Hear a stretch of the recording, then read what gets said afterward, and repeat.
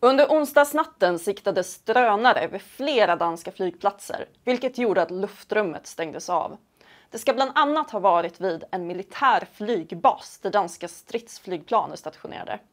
Under torsdagsförmiddagen höll Danmarks försvarsminister och justitieminister en presskonferens om händelserna. Vi må også konstatera att truslen fra hybridangreb, det är alltså något der er kommet for at blive, og den udvikler sig hastigt.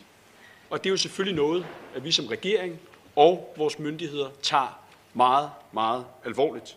Även i måndag sågs drönare på Kastrup som då fick stänga i 4 timmar. Och under torsdagsmorgonen ska också flygplatsen Billund tvingas stänga på grund av en incident, rapporterar Extrabladet. Försvarsministern menar att senaste veckans drönarincidenter i Danmark inte ser ut att vara en tillfällighet, utan en systematisk operation.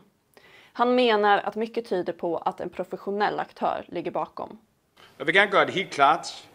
Målet med den här slags hybridangreb, det är att skapa frygt, och det är att göra oss bange. Och netop därför så är det vigtigere end nogensinde, at vi nu står sammen og ikke lader os splitte.